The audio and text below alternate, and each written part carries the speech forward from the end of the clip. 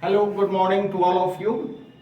आज हम लोग एक बहुत ही खूबसूरत टॉपिक पढ़ने जा रहे हैं जिसका नाम है heat capacity. Heat capacity in different conditions. कहने का मतलब ये कि अगर हीट कैपेसिटी को विथ रेस्पेक्ट टू मास हम स्टडी करें तो उसका एक्सप्रेशन क्या आएगा, और अगर हीट कैपेसिटी को with respect to number of moles study करें तो उसको हम कैसे एक्सप्रेस करेंगे। आइए देखते हैं। इन्हीं के आधार पर हम हीट कैपेसिटी को दो पार्ट में डिवाइड करते हैं। The first one is specific heat capacity. First one is specific heat capacity and second one is molar heat capacity. आइए देखते हैं। यहां हम देखें हीट कैपेसिटी, जिसको हम एक्सप्रेस कैसे करते हैं। हीट कैपेसिटी को हम एक्सप्रेस कैसे करते हैं, इसका एक्सप्रेशन था मेरा Q इज इक्वल टू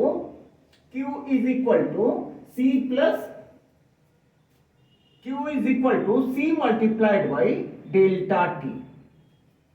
अब इस एक्सप्रेशन से अगर C का वैल्यू हम निकालें तो C will be equal to Q by delta T. ये मेरा हीट कैपेसिटी का एक्सप्रेशन होगा। आइए इसको हम अंडरलाइन कर देते हैं।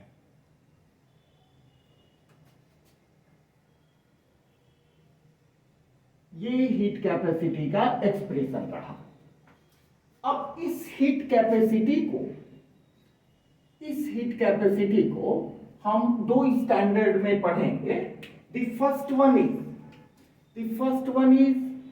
Is specific heat capacity. First one is specific heat capacity and second one is molar heat capacity. यहां हम लिखते हैं molar heat capacity. Molar heat capacity is generally represented by Cm. ठीक है। और स्पेसिफिक हीट कैपेसिटी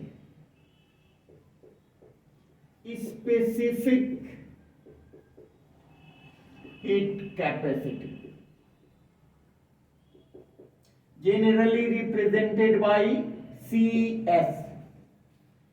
एक्चुअली देखें तो specific heat capacity को हम डिफाइन कर सकते हैं heat capacity with respect to unit mass. Heat capacity with respect to mass, इसको कहीं लिख लें समझने की सुविधा के लिए। इसको heat capacity with respect to mass, ठीक है। और ये हो गया आपका heat capacity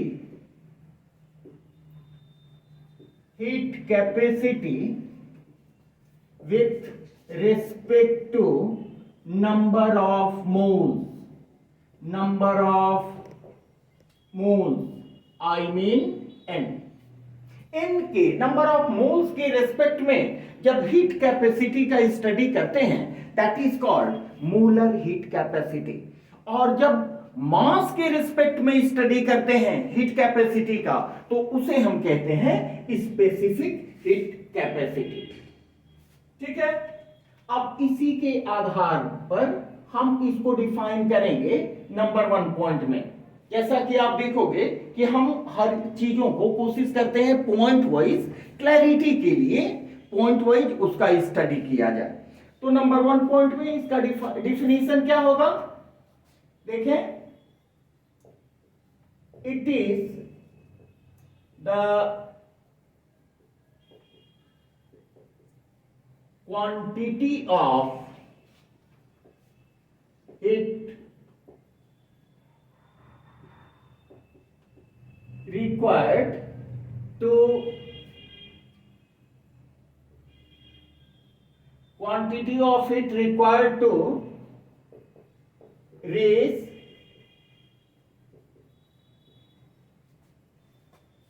the temperature of 1 gram of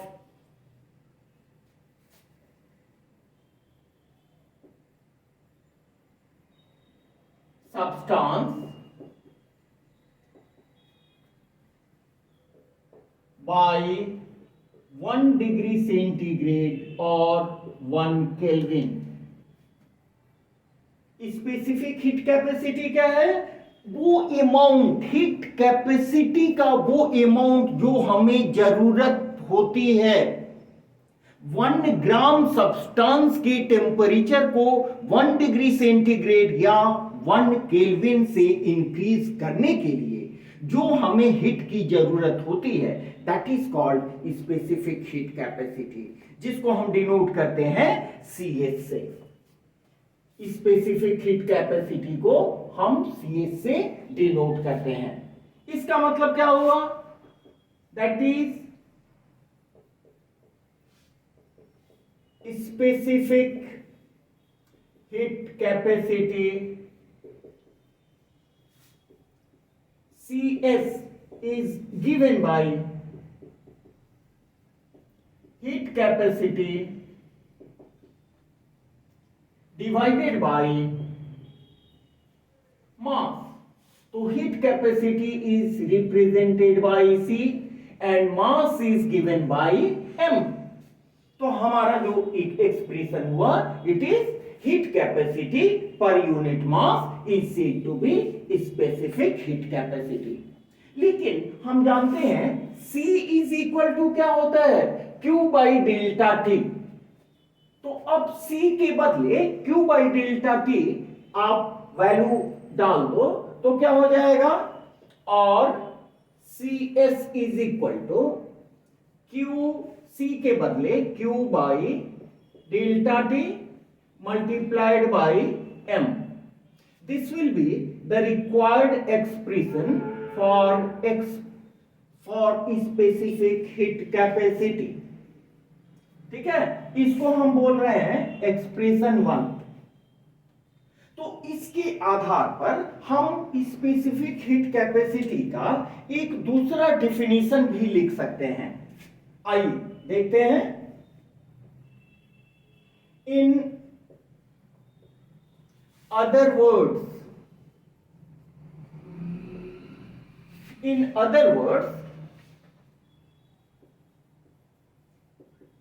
specific heat capacity is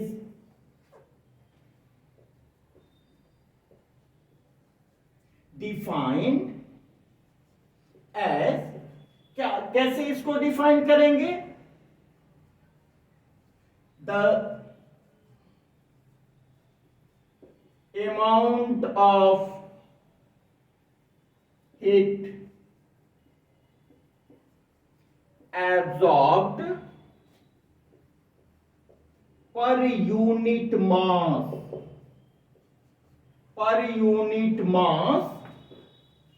to raise the temperature of the system by or through 1 degree C or 1 K। 1 degree C और 1 K, इसको हम बोलेंगे हीट कैपेसिटी। ठीक है, जबकि यहां पर देखें इसको हम कैसे डिफाइन करेंगे?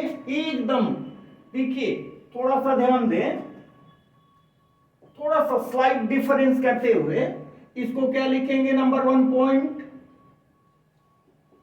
It is the quantity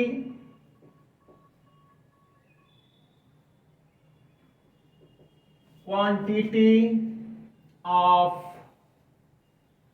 heat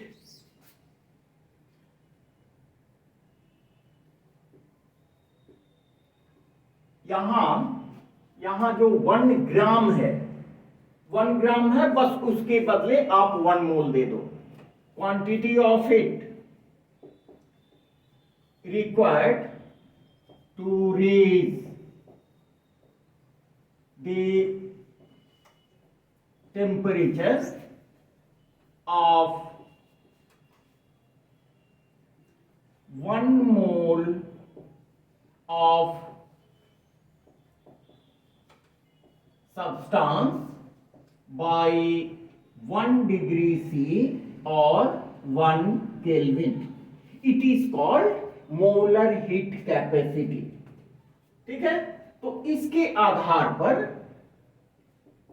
that is molar heat capacity, molar heat capacity Cm will be equal to capital C divided by M। जो चीज यहां पर हम लिखे हैं molar heat capacity with respect to number of mole, sorry, C by N। अब यहां फिर देखें, सपोज करें इट इज इक्वेशन 1। इक्वेशन 1 से C is equal to Q by delta T।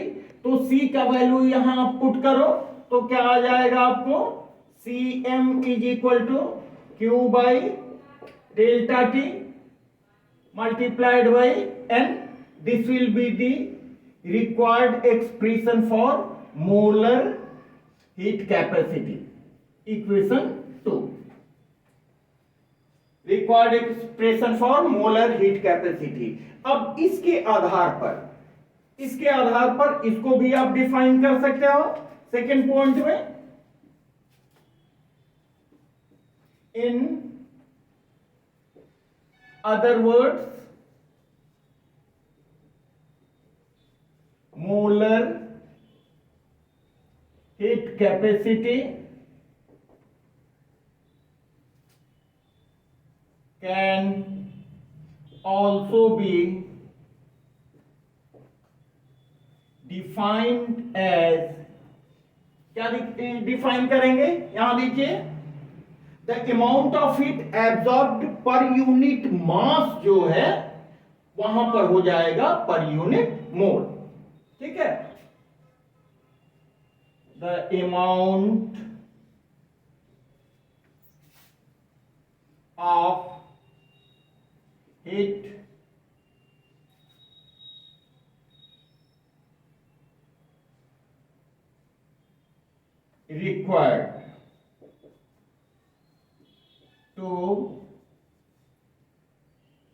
required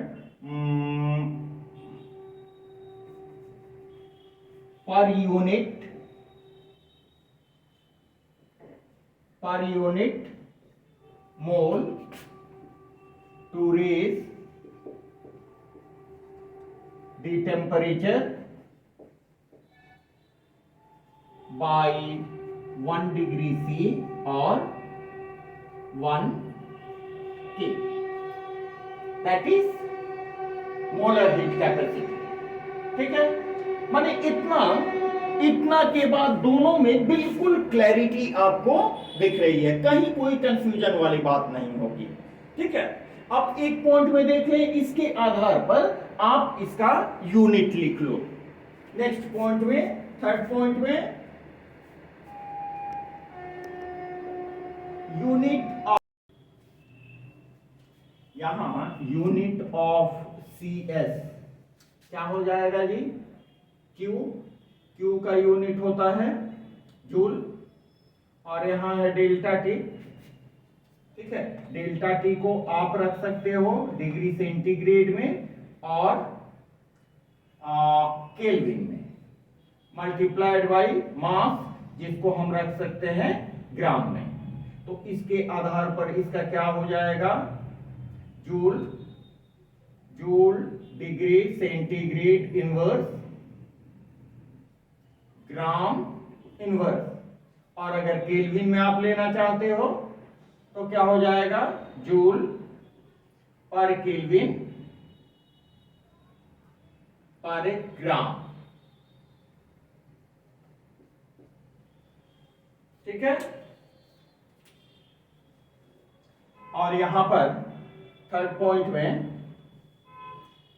unit of CM, CM का unit यहां देखिए it is joule. ठीक उसी तरह से डिग्री सेंटीग्रेड और kelvin multiplied by number of मोल। ठीक है, तो ये हो गया joule degree centigrade inverse mole inverse, यहां पर इट इज मोल। ठीक है, और इसको अगर केल्विन में हम लेते हैं तो पर केल्विन पर मोल। ठीक है, ये है आपका यूनिट। यहां हम सोचते हैं कि किसी चीज में कोई दिक्कत नहीं होनी चाहिए। आइए एक बार शॉर्ट रिवीजन कर लिया जाए। हीट कैपेसिटी को हमने दो पार्ट में डिवाइड किया। हीट कैपेसिटी का जो जनरल एक्सप्रेशन होता है Q is equal to C multiplied by delta T, जिसको हमने पिछले वीडियो में हमने बताया है आपको। इसके आधार पर हीट कैपेसिटी का हमारा ये फॉर्मूला मिला। अब हीट कैपेसिटी अगर मेजर करते हैं with respect to gram mass, with respect to mass अगर हीट कैपेसिटी मेजर करते हैं तो उसको हम बोलते हैं स्पेसिफिक हीट कैपेसिटी। और अगर heat capacity measured with respect to number of moles के रेस्पेक्ट में मेजर करते हैं then it is said to be molar heat capacity. तो इसके आधार पर बहुत सिंपल है कि हम जो मास के रेस्पेक्ट में हीट कैपेसिटी को डिफाइन करेंगे वो क्या होगा, the quantity of heat required to raise the temperature of 1 gram of substance by 1 degree centigrade और 1 Kelvin। जबकि इसमें जो क्वांटिटी होता है, हीट का जो क्वांटिटी होता है required to raise the temperature of 1 mole of substance by 1 degree centigrade और 1 केल्विन, जिसके आधार पर इसका जो इक्वेशन बनेगा specific heat capacity will be equal to heat capacity divided by mass. That means heat capacity per unit mass, जिसको हमने यहां लिखा है। जबकि ये होगा molar heat capacity is the heat capacity per unit mole. अब क्या करेंगे, आप देखिए C is equal to Q by delta T, तो हमने C के बदले यहां Q बाई डेल्टा टी रख दिया मल्टीप्लाइड बाई मास। जबकि इसमें C के बदले Q by delta T multiplied by number of moles. बस यही डिफरेंस है दोनों में। इसके आधार पर हमने एक और दूसरा डेफिनेशन तैयार किया, the amount of heat absorb per unit mass to raise the temperature of sub system by 1 degree centigrade और 1 केल्विन। यहां पर यूनिट मास टेम्परेचर के फॉर्म में हमने डिफाइन किया है, जबकि यहां heat required per unit mole के रूप में हमने डिफाइन किया है to raise the temperature by 1 degree centigrade और 1 केल्विन। जो आप कंसीडर कर रहे हो उसी टेम्परेचर को यहां पुट करना है। अब इसके आधार पर आपका जो यूनिट बनेगा तो वो स्पेसिफिक हीट कैपेसिटी का आपका यूनिट बनेगा। अगर डिग्री सेंटीग्रेड को लेते हैं तो जूल पर डिग्री सेंटीग्रेड पर ग्राम, जबकि केल्विन को लेते हैं तो जूल पर केल्विन पर ग्राम। जबकि इस केस में बस केवल नंबर ऑफ मोल्स को डिफरेंशिएट अलग कर देना है। ये होगा जूल पर केल्विन, जूल पर डिग्री सेंटीग्रेड पर मोल, मोलर हीट कैपेसिटी का। और अगर केल्विन लेते हैं तो जूल पर केल्विन पर मोल इसका यूनिट होगा। तो दोनों हमने इसलिए बताया कि दोनों का कॉम्परेटिव स्टडी आप देख सको, ताकि कहीं कोई कंफ्यूजन नहीं हो। एकदम बिल्कुल सिंपल सी चीज है। हमारा विश्वास है कि आप निश्चित रूप से जो जीरो लेवल के स्टूडेंट हैं, आज अपना स्टडी शुरू कर रहे हैं, वो भी इस चीजों को बड़ी आसानी से समझ रहे होंगे, ऐसा हम विश्वास रखते हैं। तो मिलते हैं, आप इसको पढ़ते रहिए, लर्न करते रहिए। अगर कोई आप डिस्क्रिप्शन बॉक्स में इसके बारे में कैसा ये आपको वीडियो लगा जरूर हमें लिखें। ठीक है, मिलते हैं एक और दूसरे टॉपिक के साथ नए वीडियो में। Okay, thanks to all.